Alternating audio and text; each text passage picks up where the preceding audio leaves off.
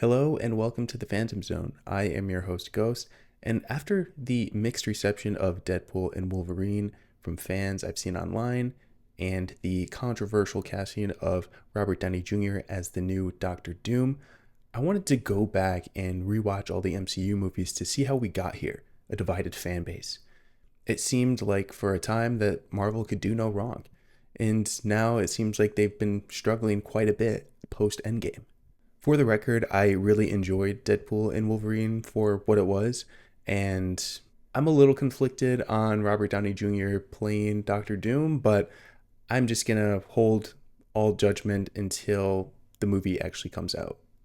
Regardless of how I'm feeling, it's pretty evident that Marvel is panicking and they want to get back to the glory days, and they have been relying heavily on nostalgia, cameos, and fan service to make movies that are successful at the box office.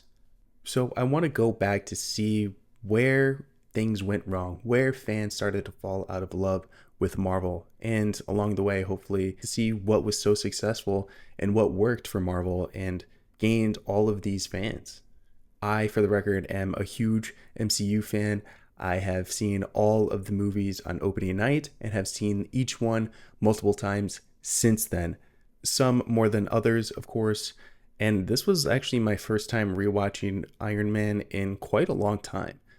I had this movie on DVD and watched it all the time when I was a kid, but I don't think I sat down and watched this movie all the way through since then. Also, before this movie came out in theaters, I started collecting comics and action figures. I was really into my Marvel phase right when this movie came out. I was also a huge fan of the 2000s X-Men movies and Fantastic Four movies, but I remember after seeing Iron Man and leaving the theater how good these movies could be.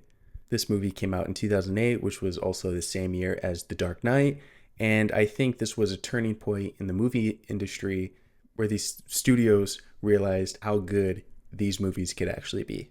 But what actually made this movie, Iron Man 2008, so good?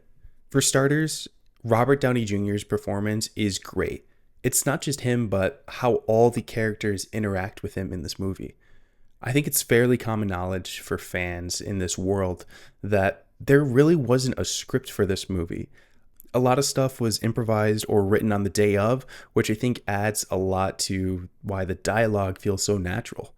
Pepper, Rhodey, and Stain all bounce off of Tony differently, but in great ways. I forgot how great the chemistry is between Tony and Pepper. You really feel like they've known each other for so long, but it isn't until after Tony's kidnapping they realize how important they are to each other. I love how there's genuine tension between the two, and they don't even share a kiss by the end of the movie. This is something that we don't really get to see much of anymore in the MCU. Building romantic tension between characters that genuinely feels earned and real, if we even get a romance at all.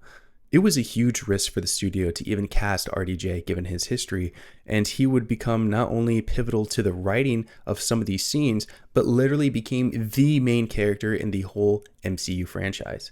One thing I've always been impressed with RDJ's acting style is his subtlety. His micro expressions and his intentional casualty really adds a lot to his performances. Tony Stark is also very sarcastic and quick-witted, which helps in believing that the fact that he's a genius and a playboy, mixed with the confidence and huge ego of the character he's playing, is what makes the character of Tony Stark kind of a dick. We see this is where the character starts, and after a traumatic event that forces him to see the weapons that he's made an empire selling has gotten into the hands of the quote-unquote bad guys, this forces him to finally wake up and make a change. He starts to question how he can help people, and he thinks it's through arc reactor technology. He wants to help the world, not hurt it. I say quote-unquote bad guys because yes, they're terrorists, but Tony also wasn't taking responsibility of who he was selling weapons to. But after his kidnapping and decisions to stop making weapons, he confronts Stain after proof Stark Industries is double dipping, and later it's revealed that Stain was behind everything, including his kidnapping. This movie, of course, is pre-Disney acquisition, so there's some stuff in this movie that we just don't see in modern Marvel movies anymore. I had a bit of a revelation watching this and realized that the MCU movies are low-key Mormon coded. Slightly joking, but when you juxtapose current movies with an older movie like Iron Man, you quickly realize how fast they got rid of things like alcohol, smoking, and sex. Not that a movie needs these things to be a good movie, it's just very noticeable now that Marvel is under Disney. The MCU currently as a whole vibe is so sexless, it's crazy actually. But I'll save a more detailed analysis on that topic for another video. Another thing I notice is how beautiful this movie looks. A lot of current MCU movies look so flat and desaturated. I think part of the reason for that is that these early MCU movies were shot on film and in real locations, instead of everything being shot on a green screen. I'm not saying that this looks like it was shot by Roger Deakins or anything, but it stood out to me that everything in any shot just looks so good. Why doesn't Marvel go back to this? Not shooting on film, but shooting with real sets and locations.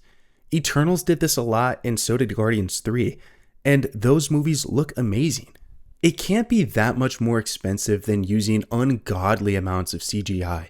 If anything, it should cost less than hiring all these artists for months and months during post-production. Just think about it, Marvel, please. There are a few things we don't see anymore, but there's also things that we see in nearly everything now because of this movie. After the success of this movie, it seems like Kevin Feige was taking notes like it was the final exam, because there are a lot of tropes from this movie that found its way in nearly every movie since, for better or for worse. Number one is the quips. It's no surprise that MCU has adopted a comedic nature for its films.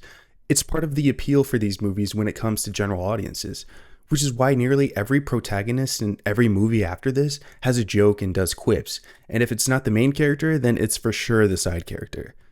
I know that part of the reason they do this is to entertain general audiences, but also part of the reason is that Iron Man was a success and was quippy, which was a change from the comics as he was known to be more of a straight man. Even characters that didn't start out funny eventually became more comedic as these movies went on. Another thing Kevin Feige really took notes on was the story structure, especially when it comes to origin stories. Almost every movie is 2 hours and some change, and during that time we see a character with the potential to be a hero but has to overcome some flaw or internal struggle. They succeed, then they kill the bad guy, and boom, the end, they're the hero. I know that the 3-act structure is in like 99% of all movies, but it would still be nice for them to switch it up a bit. Maybe on this rewatch journey, I'll be surprised. Another thing the MCU is now famous for is its post-credit scenes. They have become so popular, the industry as a whole has taken a page out of this book to include post-credit scenes in their movies also. Originally, these post-credit scenes were actually impactful since they were hinting at future movies or giving hints for what's to come. I think nowadays, the post-credit scenes have been kind of diluted in its importance. For starters, a lot of the movies started doing 2 post-credit scenes. I'm curious to see which movie started that trend. And they stopped setting up for future movies. Instead, they go for a joke or a gag. It always comes back to the quips. But even if they do try to set up for something in the future, it still isn't very impactful because it's never followed up on. It just feels like this is now part of the formula, something that they have to put in their movies now, whether the director wants it or not. I'm actually curious to see how many of these post-credit scenes directors actually had a say in and how many Kevin made mandatory. Overall, this movie definitely is one of Marvel's best movies. It's so sincere, it's so genuine, and this was at a time where it was taking itself pretty seriously. Yes, it did set up the comedic nature for what the MCU is now, but I think this movie aged so well. With that said, I think that's going to do it for me in this video. The MCU has been talked to death on the internet, but I still wanted to share my thoughts and maybe give some new perspective along the way. If you made it this far, I would really appreciate it if you gave this video a like. I am a small new channel, so a like goes a long way. And if you want to see more videos like this and join me on my MCU rewatch journey, be sure to subscribe so you don't miss future videos. Thank you so much for watching, and I'll see you in the next one. Bye.